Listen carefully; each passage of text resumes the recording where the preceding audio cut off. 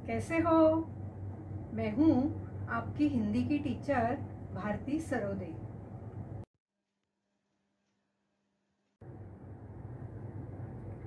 नमस्ते बच्चों।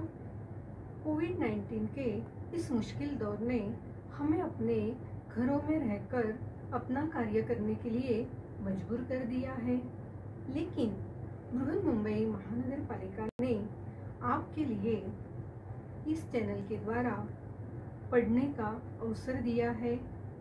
इस चैनल द्वारा आपके लिए वीडियो बनाए जाते हैं जिसमें आपका पाठ, उसका शीर्षक तथा उसके नीचे दिए गए स्वाध्याय सभी दिखाई देंगे, जो आप घर बैठकर ही अपना अध्ययन पूरा कर सकोगे। तो चलिए आज हम एक नए पाठ की ओर जाते हैं।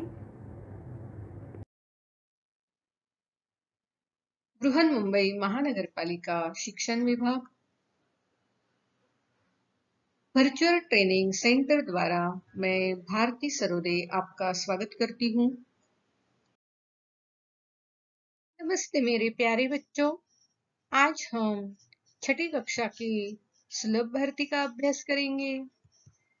पहली इकाई की दूसरी कविता बसंती हवा यह हमने पढ़ी है। आज इस कविता का स्वाध्याय पूरा करेंगे। तो आओ देखते हैं बसंती हवा इस कविता का स्वाध्याय। स्वयं अध्ययन इस शीर्षक के अंतर्गत प्रश्न पहला, नीचे दिए गए चित्रों की सहायता से प्राकृतिक सुंदरता दर्शाने वाला एक चित्र बनाकर उसमें रंग भरो। प्रश्न दूसरा, अपने चित्र के बारे में बोलो। तो आओ देखते हैं कौन से चित्र दिए हैं। इन चित्रों को ध्यान से देखना। ये क्या है बताओ तो? ये है किसान, ये है उसका बैल, ये है आम का पेड़। देखो तो कितने सारे आम लगे हुए हैं। और ये है ऊंचे ऊंचे पर्वत, ऊंचे ऊंचे पहाड़। ये चिड़िया है और ये है पानी का सुंदर सा झरना। तो देखो इन चित्रों का उपयोग करके हम किस तरह चित्र बना सकते हैं, यह पहले देखते हैं। देखो तो हमें दिए गए चित्रों के द्वारा यह चित्र बनाया गया है। अरे वाह! देखो तो इस तरह इन चित्रों का उपयोग करके आप भी अपने कॉपी में एक अच्छा सा चित्र बना लेना। कैसा लगा चित्र? तो आप भी जरूर इस तरह का चित्र बनाने की कोशिश करना। अब हमने जो चित्र बनाया है उसके बारे में कुछ लिखते हैं। पहला वाक्य, किसान कंधे पर गमछा डाले जा रहा है। दूसरा वाक्य, बैल खड़ा है। तीसरा वाक्य, आम का पेड़ फलों से लदा है। चौथा वाक्य, एक ऊंचा पहाड़ है। पांचवा वाक्य, चिड़िया बहुत सुंदर है। छठा वाक्य, पहाड़ से झरना बह रहा है। जरा सोचो, बताओ, यदि प्रकृति में सुंदर सुंदर रंग नहीं होते तो? यदि प्रकृति में सुंदर सुंदर रंग नहीं होते तो पूरी प्रकृति बेरंग नजर आती। प्रकृति के सुंदर रंगों को देखकर मन प्रफुल्लित हो उठता है।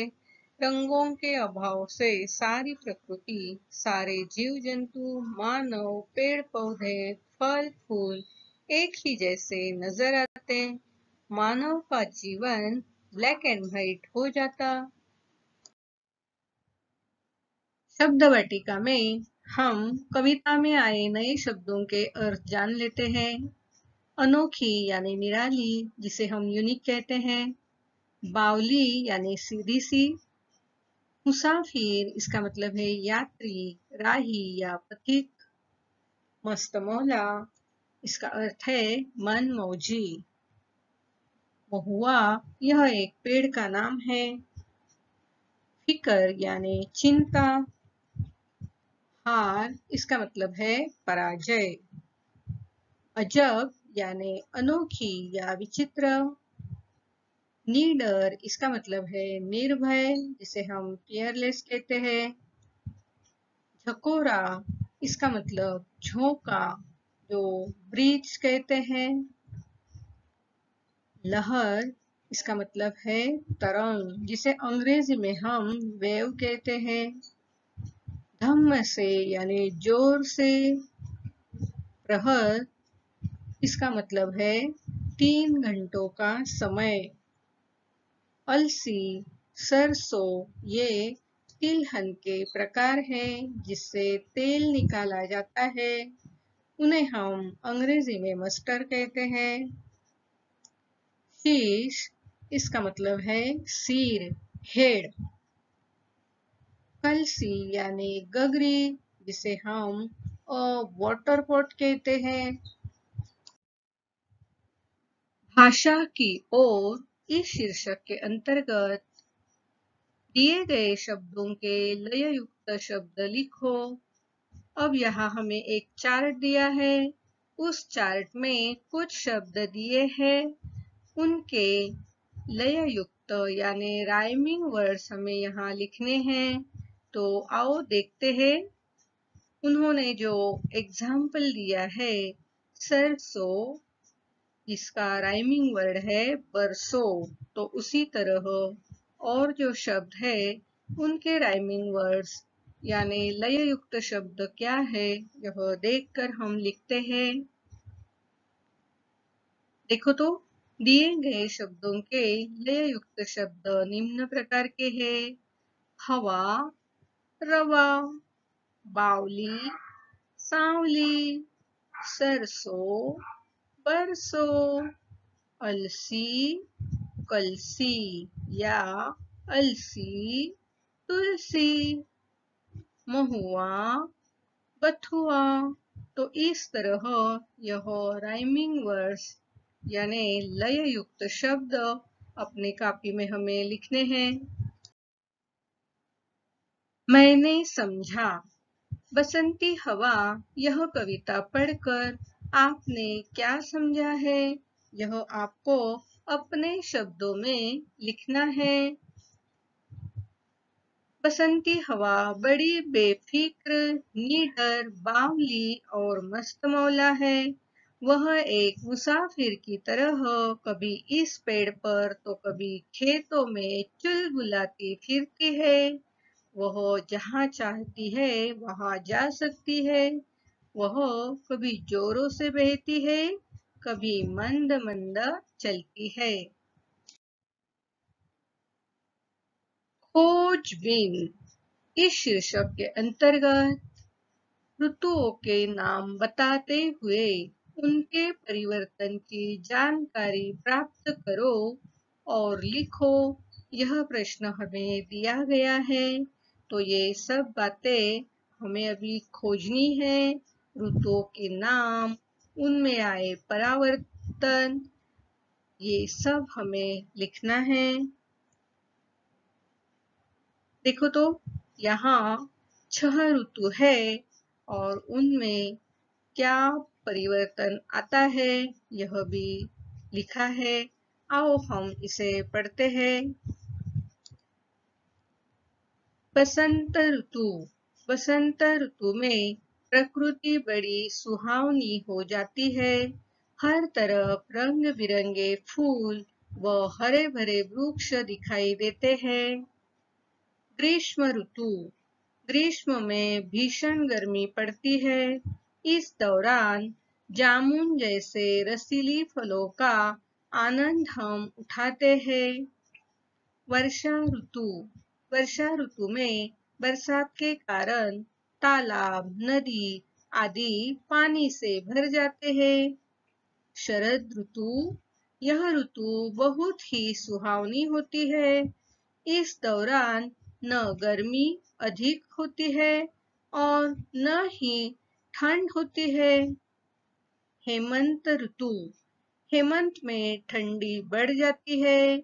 इस दौरान दिन छोटे होने लगते हैं और रातें बड़ी। शिशिर ऋतु। इस ऋतु में सर्दी अधिक होती है, दिन छोटे होते जाते हैं और रातें बड़ी। सुनो तो जरा, इस शीर्षक के अंतर्गत त्योहार संबंधी कोई एक गीत सुनो और दोहराओ। हमारे भारत देश में कई सारे त्योहार मनाए जाते हैं।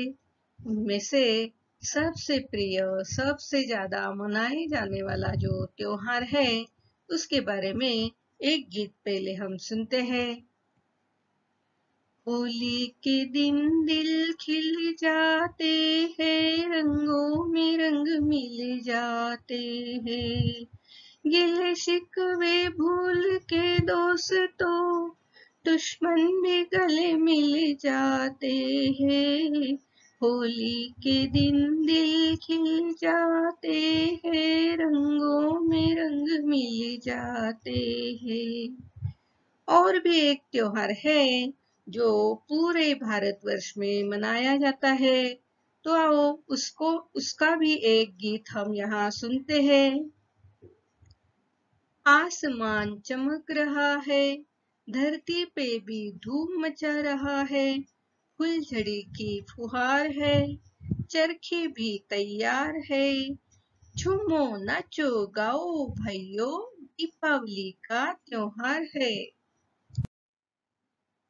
बताओ तो सही, इस शीर्षक के अंतर्गत शालेय स्वच्छता अभियान में तुम्हारा सहयोग बताओ।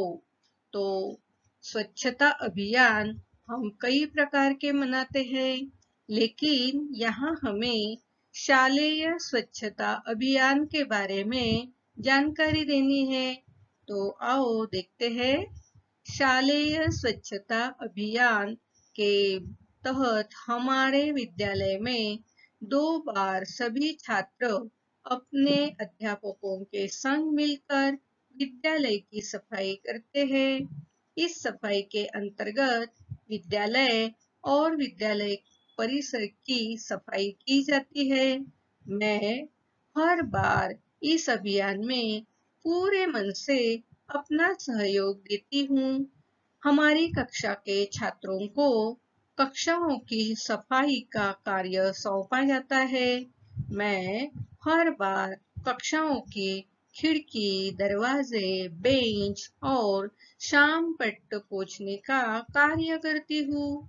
मैं इस बात का ध्यान रखती हूँ कि मेरे सारे सहपाठी कूड़ा कूड़ेदान में ही डालें। वाचन जगत से, इस शीर्षक के अंतर्गत कविवर सुमित्रानंदन पंत की कविता का मुखर वाचन करो। जीना अपने ही में, यह जो कविता है उसका हम वाचन करते हैं। जीना अपने ही में एक महान कर्म है। जीने का हो सदुपयोग, यह मनुष्य धर्म है। अपने ही में रहना एक प्रबुद्ध कला है। जग के हित में रहने में सबका सहज भला है। जग का प्यार मिले, जन्मों के पुण्य चाहिए। जग जीवन को प्रेम सिंधु में डूब ठाइए। ज्ञानी बनकर मत निरस उपदेश दीजिए। लोक कर्म भव सत्य, प्रथम सत्कर्म कीजिए।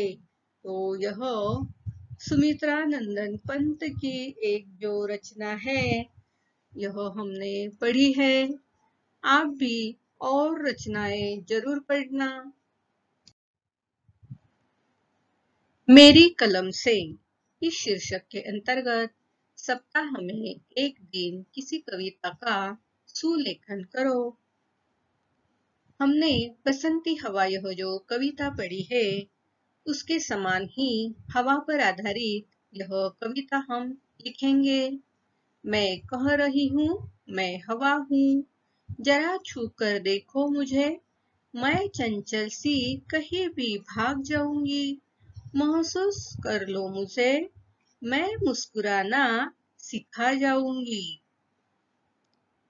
फिर कहती है, मैं हवा हूँ, मुझे महसूस कर लो, मैं कुछ खोना नहीं, कुछ खोकर पाना सिखा जाऊंगी। मैं हवा हूँ, करिश्मा हूँ कुदरत का, छोड़ दी है जिन्होंने जीने की उम्मीद, उनको जीना फिर से सिखा जाऊंगी। मैं हवा हूँ, अलबेली सी, चंचल सी मैं हवा हूँ। रिक्त स्थानों की पूर्ति करो। पहला, नहीं कुछ डैश है। उत्तर, नहीं कुछ फिकर है। दूसरा, गिरी डैश से फिर चढ़ी आम ऊपर। उत्तर, गिरी धम्म से फिर चढ़ी आम ऊपर। तीसरा, वहां डैश में लहर खूब मारी। उत्तर, वहां गेहुओं में लहर खूब मारी। चौथा, हिलाया झुलाया गिरी पर न डैश। उत्तर, हिलाया झुलाया गिरी पर न कलसी। सदैव ध्यान में रखो, इस शीर्षक के अंतर्गत प्लास्टिक, थर्माकोल आदि प्रदूषण बढ़ाने वाले घटकों का उपयोग हानिकारक है। यह बात हमें अपने इस पैराग्राफ में समझानी है। हमें हर गली नुक्कड़ में प्लास्टिक और थर्माकोल से बने कप और प्लेट तथा गिलास इधर उधर बिखरे दिखाई देते हैं। प्लास्टिक और थर्माकोल चूंकि बायोडिग्रेडेबल नहीं है, जिसके कारण यह जहां कहीं भी कूड़े के रूप में फेंका जाता है, इसके छोटे छोटे टुकड़े जमीन, वायु और समुद्र को प्रदूषित करने में एक बड़ा कारण बन रहे हैं, जिससे मनुष्य ही नहीं बल्कि जानवरों के स्वास्थ्य पर भी इसका बुरा असर पड़ रहा है। इसके जलाने के दौरान इससे पैदा होने वाला धुआं पूरे वायुमंडल को प्रदूषित करता है। थर्माकोल बनाने में इस्तेमाल होने वाले केमिकल्स का जब कंटेनर के रूप में इस्तेमाल किया जाता है, तो यह खाने वाली चीजों को विषाक्त बनाते हैं। इतना ही नहीं, यदि इनमें भोजन का लंबे समय तक संग्रहित किया जाता है, तो यह केमिकल स्वास्थ्य के लिए एक बड़ा खतरा बन जाते हैं। इसके अलावा थर्माकोल वायुमंडल में ओजोन की परत की क्षमता पर भी बुरा असर डालता है। हमारे दैनिक जीवन में इनका बढ़ता उपयोग नदियों, झीलों और समुद्र के पानी पर बुरा असर डाल रहे हैं। विचार मंथन, इस शीर्षक के अंतर्गत हवा प्रकृति का उपहार, यही है जीवन का आधार। मानव जीवन के लिए जितना भोजन, वस्त्र और मकान आवश्यक है, उतना ही जल और हवा भी। बिना खाए पिए मानव कुछ दिनों तक जीवित रह सकता है, किंतु बिना हवा के मानव और प्राणी एक मिनट भी जीवित नहीं रह सकते। हवा के महत्व को देखते हुए हम यह कह सकते हैं कि हवा हमें प्रकृति से मिला वरदान है। वह हमारे जीवन का आधार है, क्योंकि उसके अभाव में जीवन जीना असंभव है। अध्ययन कौशल इस शीर्षक के अंतर्गत वायुमंडलीय स्तर दर्शाने वाली आकृति बनाओ। तो हम यहाँ वायुमंडलीय स्तर को दर्शाने वाली आकृति को देखते हैं। ध्यान से देखना बच्चों। देखो, ये है हमारी पृथ्वी और उसके बिल्कुल नजदीक क्षोभमंडल होता है। उसके आगे समताप मंडल होता है। फिर बीच में मध्यमंडल होता है। उसके ऊपर तापमंडल होता है और आखिर में बाह्य मंडल होता है।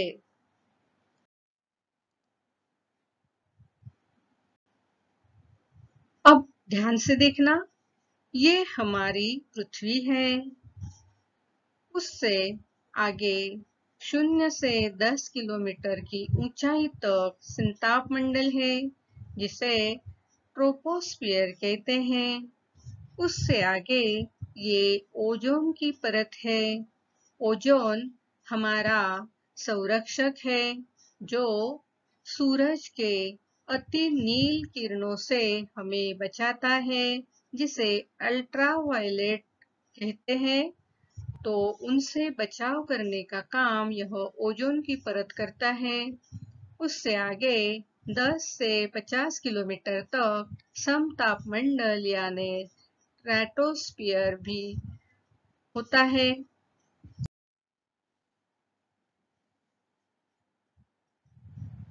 दर्पण में देखकर पढ़ो, पहचानो हमें।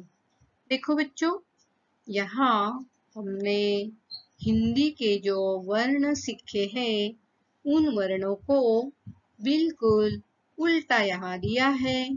अब हमें इसे पढ़ना हो तो कैसे पढ़ेंगे? इसे दर्पण में देखकर पढ़ना है। आप रोज दर्पण के सामने खड़े होते हो, पाउडर लगाते हो, तो आपके ध्यान में एक बात तो जरूर आई होगी। अगर आप दर्पण में देखते समय बाएं कान को हाथ लगाते हो तो दर्पण में दाएं को हाथ लगा रहे हो, ऐसा लगता है। तो यहाँ ये जो उल्टे अक्षर दिए हुए हैं, उनको पढ़ने के लिए अगर हम यह किताब दर्पण के सामने रखेंगे तो दर्पण में हमें ये सारे अक्षर सीधे दिखाई देंगे और हम इसे पढ़ सकेंगे। तो आओ दर्पण में यह अक्षर कैसे दिखते हैं, यह हम देखते हैं। देखो, अब हमें किताब को दर्पण के सामने ले जाना है। तो इस तरह दर्पण में सारे अक्षर दिखाई देंगे जो सीधे हैं और हम आसानी से पढ़ सकते हैं। चलो तो एक एक अक्षर को आप पढ़ना शुरू करो। आओ बसंती हवा यह कविता हम सब मिलकर गाते हैं। हवा हूँ हवा में बसंती हवा हूँ, हवा हूँ हवा में बसंती हवा हूँ। बात मेरी अनोखी हवा, बड़ी बावली हूँ, बड़ी मस्त मौला, नहीं कुछ भी कर है, बड़ी ही निडर हूँ। इधर चाहती हूँ उधर घूमती हूँ, मुसाफिर अजब हूँ, हवा हूँ हवा में, हवा हूँ हवा में बसंती हवा हूँ। चढ़ी पेड़ महुआ थपा थप मचाया, गिरधम से फिर चढ़ी आम पर से भी चकोरा कि कान निकलूं, उतर कर भागी मैं हरी प्रीत पहुंची, वहाँ के में लहर कुमारी, हवा में बसंती हवा हूँ, हवा हूँ, हवा में बसंती हवा हूँ।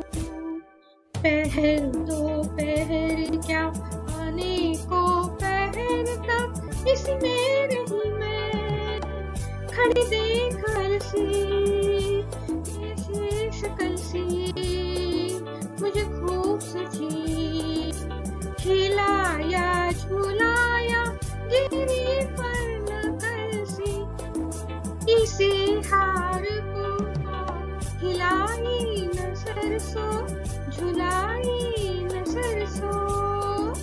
हवा हूँ हवा में बसंती हवा हूँ, हवा हूँ हवा में बसंती हवा हूँ। आज आपने यह वीडियो कंप्यूटर, लैपटॉप या मोबाइल पर देखा होगा।